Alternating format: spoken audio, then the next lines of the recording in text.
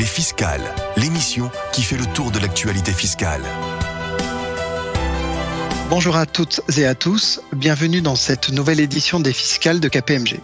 Au nom de toute l'équipe de KPMG Avocats, nous vous souhaitons une très bonne année 2022 qui s'annonce déjà très riche en matière fiscale et particulièrement sur le volet international. Au micro pour cette émission, Marie-Pierre Haut et Vincent Berger. Bonjour Marie-Pierre. Bonjour Vincent et bonjour à tous. Aujourd'hui, nous allons décrypter les mesures fiscales contenues dans la loi de finances pour 2022 et les changements résultant pour les entreprises. Avant cela, il paraît important, Marie-Pierre, de mentionner les dernières avancées en matière de fiscalité internationale que nous allons suivre tout au long de l'année 2022. Vous avez raison d'en parler tout de suite, Vincent.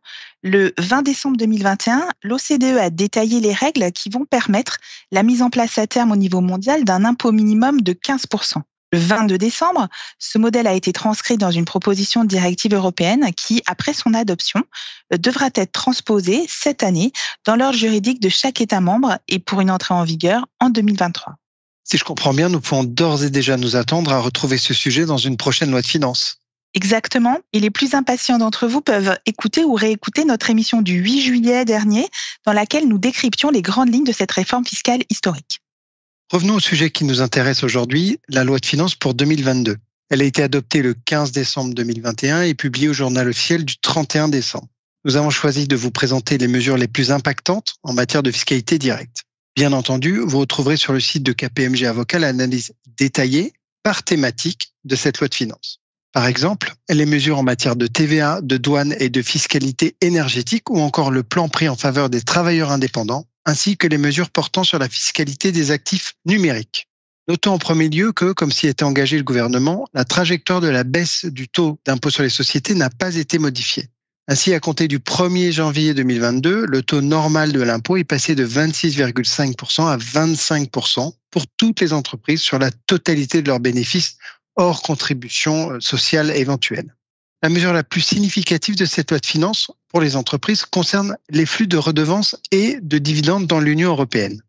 Avec cette mesure, la loi de finances pour 2022 met un terme à un contentieux fleuve et aligne, conformément au droit européen, le mode de calcul des retenues à la source provenant de dividendes et de revenus non salariaux. En pratique, deux nouveautés sont à signaler. Tout d'abord, depuis le 1er janvier 2022, les retenues à la source sur les revenus non salariaux, tels que les redevances par exemple, sont liquidées après application d'un abattement forfaitaire de 10%.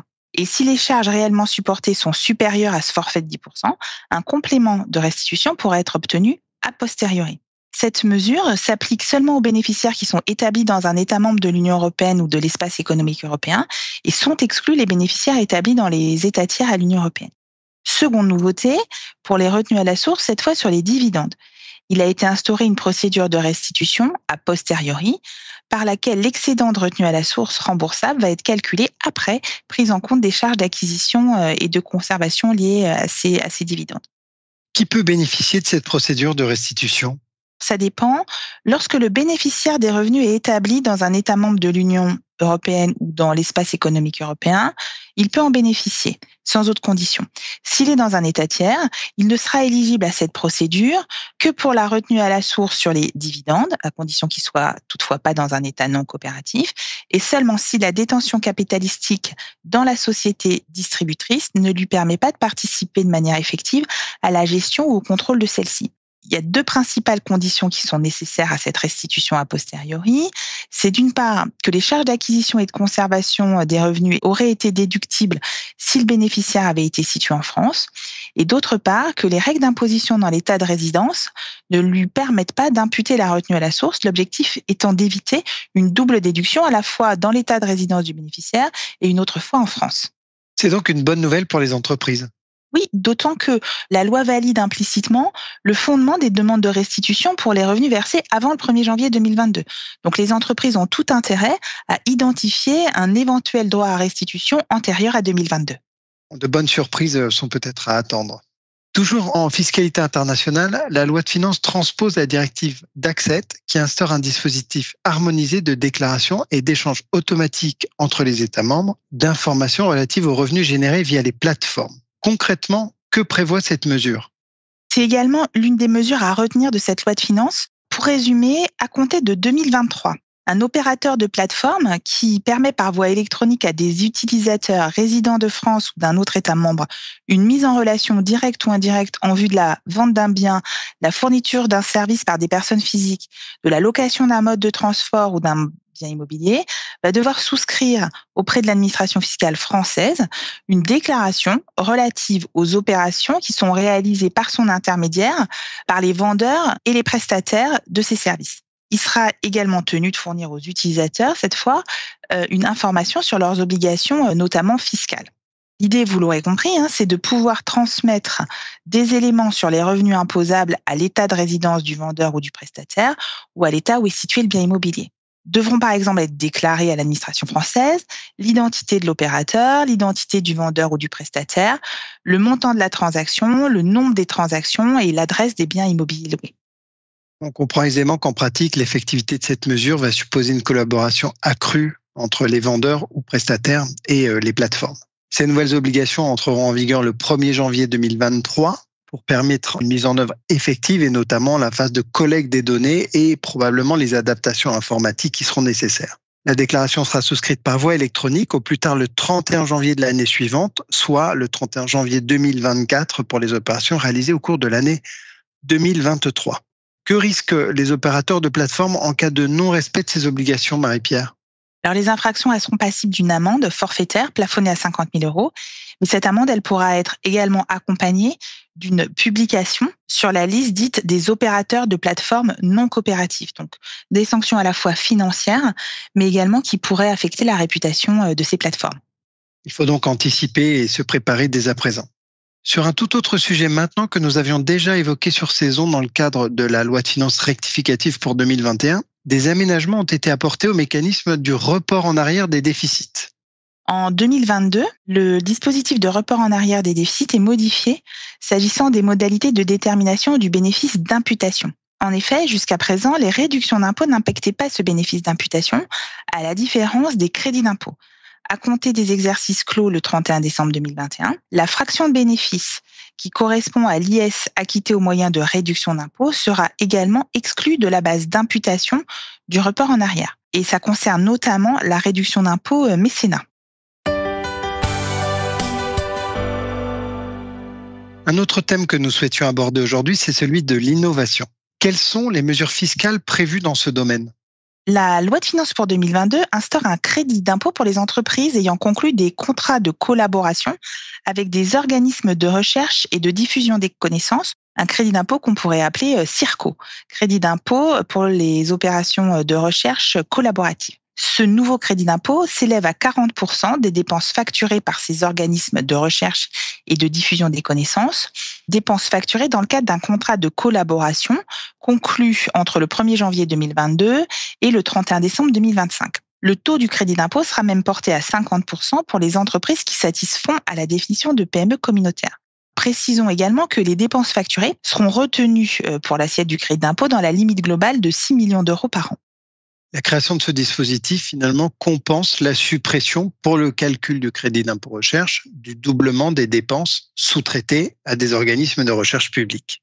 En effet, le nouveau CIRCO s'appliquera aux dépenses réalisées par des organismes de recherche au sens de la réglementation européenne, organismes de recherche agréés par le ministère de la Recherche et qui n'auront pas de lien de dépendance avec l'entreprise co-contractante. Ce qu'on peut souligner ici, et c'est important, c'est que c'est pas un contrat de sous-traitance, mais c'est bien un contrat de portage commun d'un projet de recherche.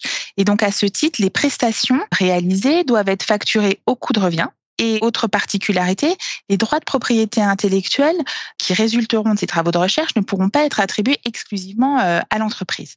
Ils seront partagés avec l'organisme de recherche. Pour compléter, on peut ajouter que le CIRCO suit le modèle du crédit d'impôt recherche. Il est imputé sur l'IS dû par le contribuable au titre de l'exercice au cours duquel les dépenses de recherche ont été facturées. L'excédent constitue une créance sur l'État, utilisable pour le paiement de l'impôt dû au titre des 3 années suivantes. Et en cas d'excès, au bout de ce délai, cette créance est remboursée à l'entreprise. Parmi les autres mesures relatives à l'innovation, on retiendra l'allongement de la durée du bénéfice du statut de jeune entreprise innovante. En effet, à compter du 1er janvier 2022, l'exonération des bénéfices prévus pour les jeunes entreprises innovantes bénéficiera aux PME créées depuis moins de 11 ans, contre 8 auparavant. Et enfin, dernière mesure concernant l'innovation, le crédit d'impôt d'innovation et aménagé. Certaines dépenses d'innovation qui sont engagées jusqu'au 31 décembre 2022 par les micro, petites et moyennes entreprises au sens de l'UE bénéficient de ce crédit d'impôt de 20% dans la limite de 400 000 € par an. Et ce crédit d'impôt innovation, il va être prolongé pour les dépenses engagées jusqu'au 31 décembre 2024. Mais attention, le forfait de dépenses de fonctionnement qui entre dans le calcul de ce crédit d'impôt formation est lui supprimé à compter du 1er janvier 2023 et cela est compensé par une augmentation du taux du crédit d'impôt innovation qui lui sera porté à 30%. Merci pour ces précisions. Enfin, un dernier thème que nous souhaitions aborder en matière de fiscalité directe avant d'aborder la fiscalité indirecte, c'est la possibilité temporaire d'amortissement fiscal du fonds commercial. Oui, pour les exercices clos à compter du 31 décembre 2021, un principe général de non-déductibilité fiscale des amortissements des fonds commerciaux est légalisé et codifié. Mais toutefois, à titre dérogatoire et temporaire, les amortissements qui peuvent être comptablement constatés au titre des fonds commerciaux qui seront acquis entre le 1er janvier 2022 et le 31 décembre 2025 seront, eux, de façon dérogatoire, déductibles fiscalement. Voilà ce que nous pouvions dire s'agissant des mesures en matière de fiscalité directe. Passons à présent à la fiscalité indirecte et notamment à la TVA, puisque de nombreuses mesures ont été prévues dans la loi de finances pour 2022. Quelles sont les plus importantes, Marie-Pierre ? La première mesure, elle concerne l'exigibilité de la TVA sur les livraisons de biens, puisqu'aujourd'hui, le fait générateur et l'exigibilité sont calés au jour de la livraison. Et il en résulte que le versement d'un acompte n'entraîne pas forcément l'exigibilité de la TVA. À compter du 1er janvier 2023, l'encaissement d'un acompte déclenchera l'exigibilité de la TVA et corrélativement le droit à déduction pour le client l'ayant versé. Deuxième mesure à signaler, elle porte sur les secteurs bancaires et financiers et elle touche à l'option pour la TVA. Ces secteurs, ils sont majoritairement exonérés avec néanmoins une faculté d'option. Dorénavant, et dans l'idée de renforcer l'attractivité de la place financière de Paris, le secteur financier pourra opter opération par opération pour la TVA. Cela emportera de nombreuses applications pratiques en matière de droit à déduction et pourrait conduire certains établissements à revoir leur organisation en conséquence. Une troisième mesure concerne le taux de TVA applicable à l'alimentation humaine. S'agissant de l'alimentation humaine, plusieurs taux coexistent actuellement. 5,5 pour les denrées alimentaires, 10 pour les produits agricoles non transformés et 20% pour les produits agricoles transformés. C'est vraiment facile d'y perdre son latin. Mais désormais, à compter du 1er janvier 2022, dès lors qu'un produit rentre dans la fabrication d'une denrée alimentaire destinée à la consommation humaine, le taux de 5,5 s'appliquera tout au long de la chaîne de production. Et enfin, dernière mesure en matière de TVA, à compter du 1er janvier 2022, l'amende pour défaut de délivrance d'une facture sera désormais plafonnée à 37 500 € lorsque l'opération aura été comptabilisée ou 375 000 € dans les autres cas. Et on peut noter que cette disposition est applicable aux vérifications et aux contentieux en cours. Un grand merci, Marie-Pierre, pour ces éclairages. En conclusion, on peut dire que cette loi de finances pour 2022 comporte peu de mesures par comparaison avec celles des années précédentes et des mesures plutôt techniques, ce qui, somme toute, est normal au vu du calendrier électoral et du contexte sanitaire. Pourtant, l'année qui commence va être riche d'actualités et de réformes fiscales sur le terrain international, principalement avec la mise en place de l'impôt mondial, avec le renforcement des dispositifs de transparence des données fiscales, mais également avec la montée en puissance de la fiscalité énergétique. Cette émission est maintenant terminée. Vous pouvez suivre l'actualité fiscale et nos différentes publications à la page KPMG Avocat sur le site kpmg.fr, sur le compte LinkedIn de KPMG France et KPMG Avocat ou encore dans l'application mobile Radio KPMG à télécharger dans l'Apple Store ou Google Play. Nous vous retrouverons pour une prochaine édition des Fiscales le 17 février prochain. À bientôt sur nos ondes. Les Fiscales, une émission de Radio KPMG.